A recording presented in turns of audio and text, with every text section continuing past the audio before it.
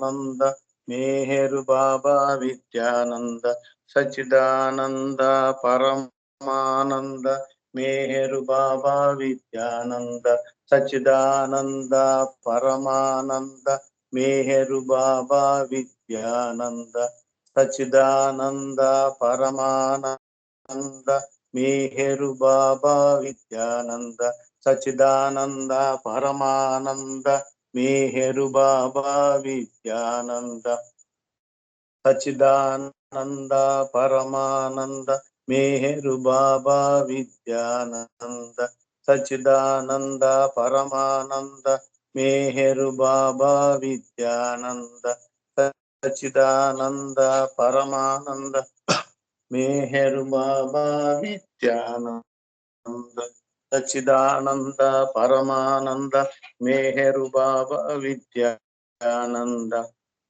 సచ్చిదానంద పరమానంద మేహరు బాబా విద్యానంద సచ్చిదానంద పరమానంద మేహరు బాబా విద్యానంద సచ్చిదానంద పరమానంద మేహరు బాబా Vidyananda Avatar Meher బాబా की जय।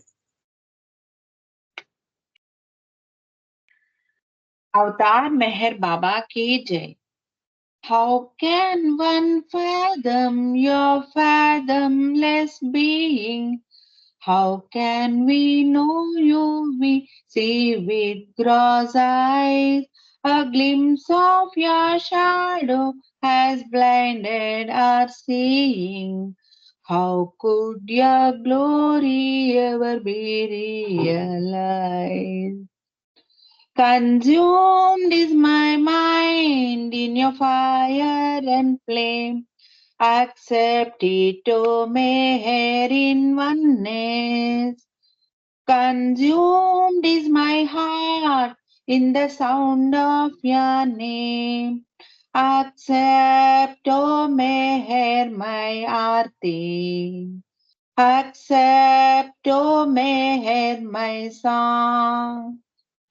Thought cannot reach you and word cannot speak you. Infinite ocean of unending bliss. Though we beseech you, how can we seek you? How can the finite know limitlessness? Consumed is my mind in your fire and flame.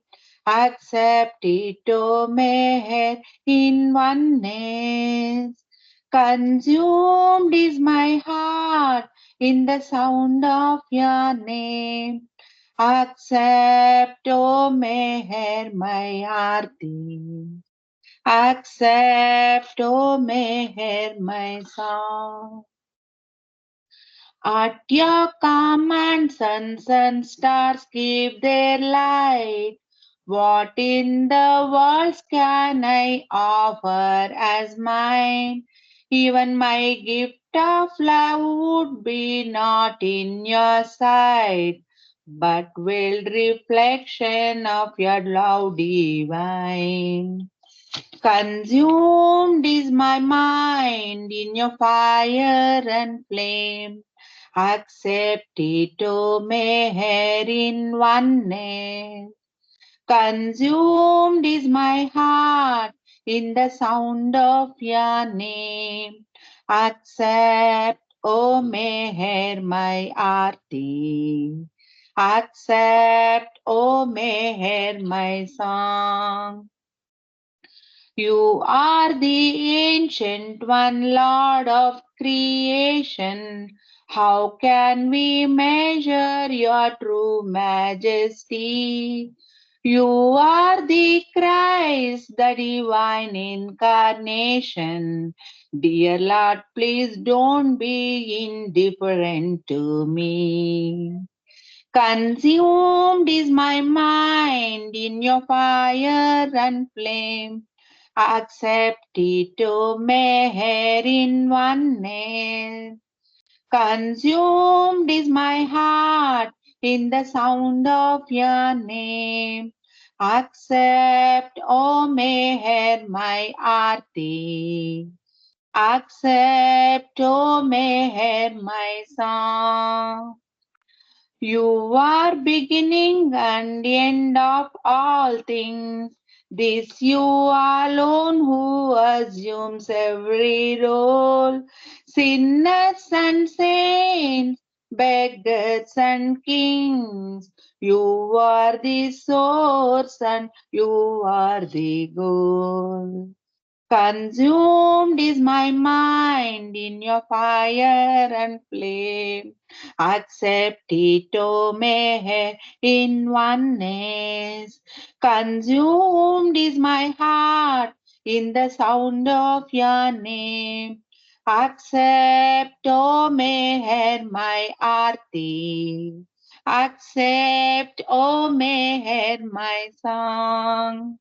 How can one fathom your fathomless being?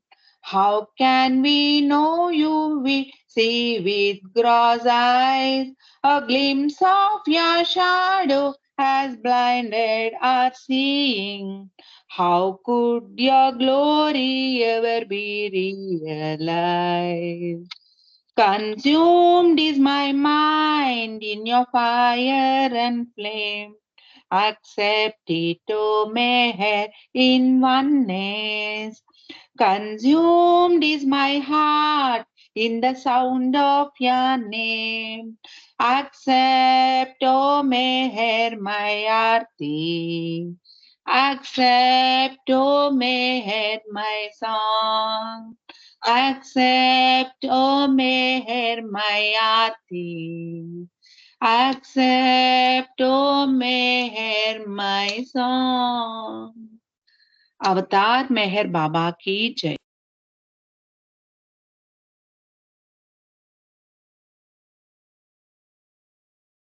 ఇప్పుడు 2 నిమిషాల పాటు నిశ్శబ్దం పాటిద్దామండి.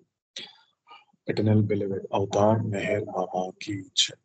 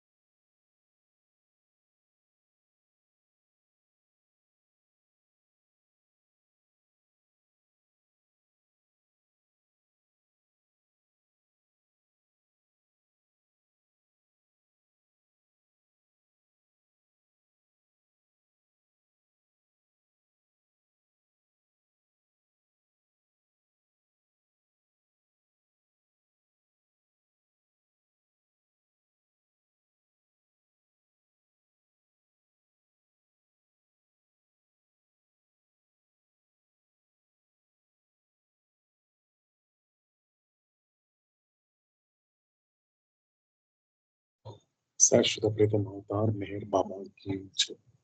ఇదండి ఇప్పటి మెహరోపాసనము. So మరో మెహరోపాసనంలో అవతార పురుషుడు చెప్పేటువంటి మాటల్ని కొనసాగిద్దామండి. శ్రద్ధతో ఆలకించే ప్రయత్నం చేస్తూ సహకరించిన సంస్కారాలను కూడా సహకరింప చేసుకునే ప్రయత్నం చేస్తూ ఈ ప్రయాణాన్ని కాన్షియస్ గాను కాన్స్టాంట్ గాను కంటిన్యూస్ గా సో ప్రయాణించేటువంటి ఒక ప్రయత్నం చేస్తూ, కాబట్టి నెక్స్ట్ మెహరోపాసనలో తిరిగి కలుసుకునేంత వరకు ఓ అవతార పురుషుడా, లోకమును కాకుండా నిన్ను అర్థం చేసుకునేలా లోక సంకల్పము కాకుండా నీ సంకల్పమును అర్థం చేసుకునేలా నన్ను మలుచు. శాశ్వత ప్రియతమ అవతార్ మెహర్ బాబా కీ జై.